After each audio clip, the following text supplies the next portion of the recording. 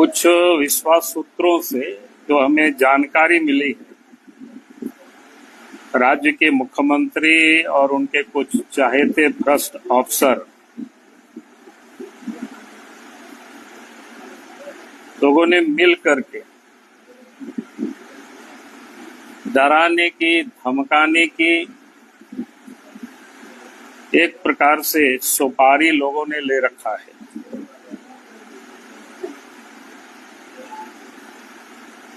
यानी मेरे ऊपर हमला करने का और कोई ना कोई झूठे केस मुकदमा में भी फंसाने का, इस प्रकार की साजिश रची जा रही है। मेरे ऊपर भी हो सकता है, परिवार के ऊपर भी हो सकता है, या फिर हमसे जुड़े हुए लोगों के ऊपर भी हो सकता है। क्योंकि इन सारे लोगों को जो लगातार झारखंड में भ्रष्टाचार के को लेकर के हम आवाज उठाते रहे, उस कारण से कुछ भ्रष्ट अफसर या सरकार में बैठे हुए लोग भयभीत है।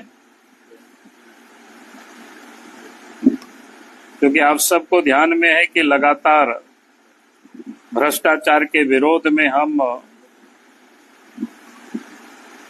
आवाज उठाते रहे,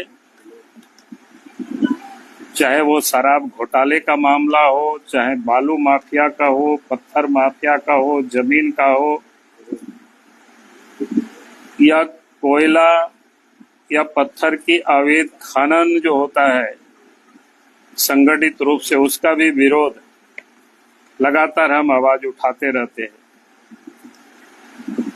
फिर जेएससीसी हो, जीपीएससी हो, जैसे जितनी भी महत्वपूर्ण जो इस राज्य में घोटाला हुआ, चाहे वो ग्रामीण क्षेत्रों में जो योजनाएं हो जिसका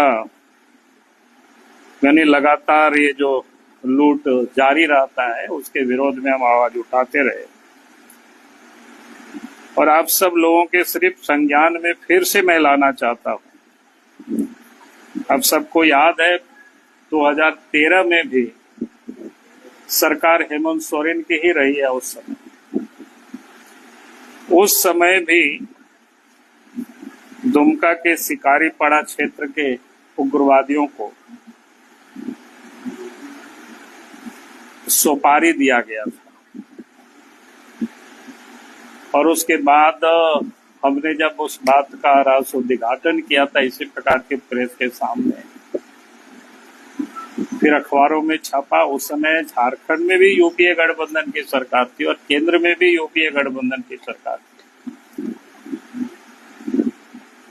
फिर उसके बाद जांच हुआ, खुफिया जो जांच हुआ, जांच के बाद केंद्र सरकार ने, उस समय की केंद्र सरकार ने राज्य सरकार के द्वारा जो सुरक्षा उपलब्ध कराए गए थे उसको हटा करके सीआरपीएफ की सुरक्षा उस समय उपलब्ध कराई गई।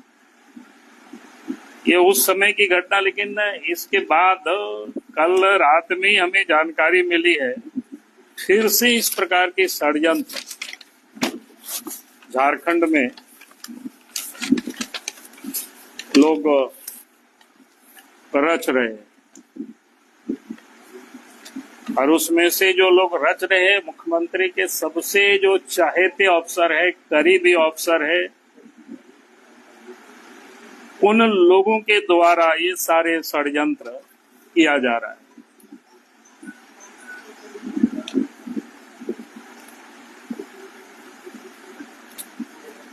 मैं इतना ही कह सकता हूं कि षड्यंत्र चाहे वो सारे लोग जितना कुछ भी करे, झारखंड में भ्रष्टाचार के विरोध में या झारखंड में जो लूट हो रही है उसकी आवाज को तो कोई हमारी दबा नहीं सकता है, चाहे वो जितनी भी हमें कीमत क्यों नहीं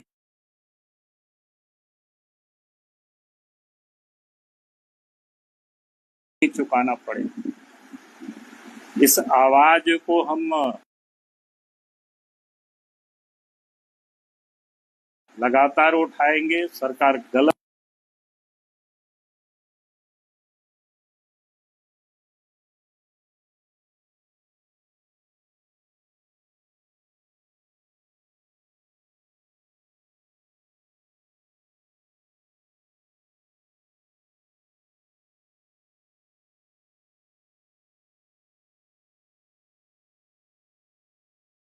मदद करेगी तो उसके लिए जरूरत होता है, जहां भी होगी तो सड़क पर भी उतर करके आंदोलन करेंगे। तो मैं ये कहूंगा कि आज लगा कि हम मीडिया के समझ ये सारे विषय को मैं रख दूं ताकि झारखंड की जनता को भी जानकारी होनी चाहिए कि किस किस प्रकार के षड्यंत्र रचे जा रहे हैं मंत्री के। जांच कर लीजिएगा, पता कर लीजिएगा, मैं इतना ही कह रहा हूँ। और जब कोई जांच एजेंसी हमसे जब बात करेगा तो मैं जरूर बता दूंगा।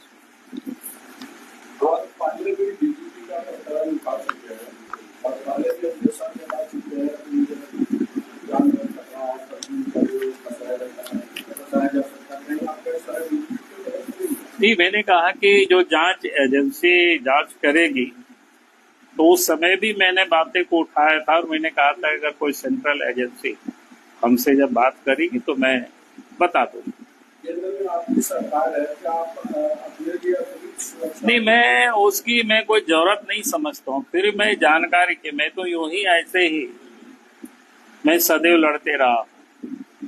जिस वक्त मेरे पास कुछ भी सुरक्षा नहीं था तब भी हम सरकार के गलत कामों का मैं विरोध करते रहा। और आज तो मेरे पास जितना सुरक्षा है, काफी कुछ है, मैं उसके लिए अपने लिए मैं नहीं मांगता हूँ। मुझे जो जानकारियां मिली मैं उसको आप सब लोगों के समझ सिर्फ मैं शेयर कर रहा हूँ ताकि मुझे लगा कि कोई बात को सुन करके यूं ही रख लेना, चुप रह जाना, वो ठीक नहीं है। जैसे मैंने आपको बताया 2013 में भी इस प्रकार की सूचना मिली थी।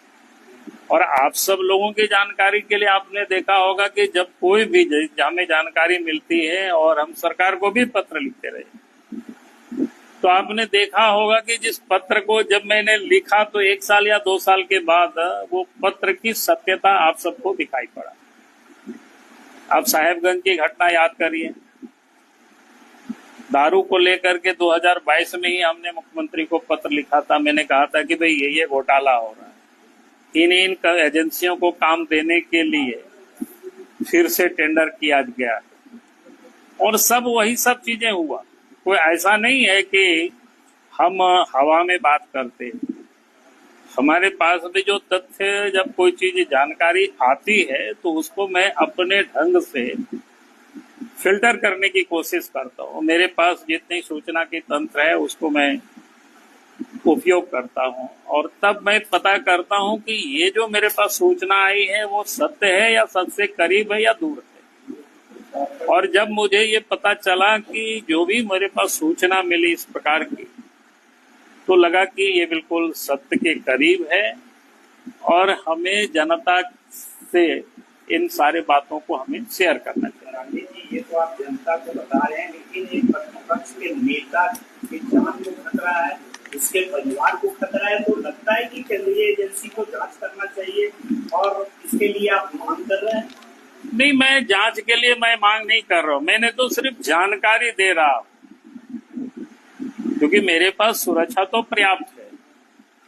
मैं उसको मैं कमी ये नहीं कर। हमने कहा कि वो जांच करना जिसका काम है वो जांच करेगा, लेकिन जांच करने के लिए मैं नहीं कर रहा। मैं जनता को सिर्फ बता रहा हूँ कि भाई ये चल रही है इस प्रकार की। जो भी जनता की आवाज उठाएंगे उस आवाज को दबाने के लिए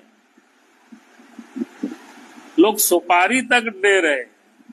राज्य में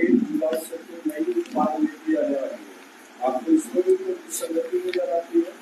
नहीं, अभी तो उस समय देखेंगे, अभी बहुत समय बाकी है। अभी तो जिस विषय पर यहाँ मैंने कह रहा हूँ इतना ही आज मैं।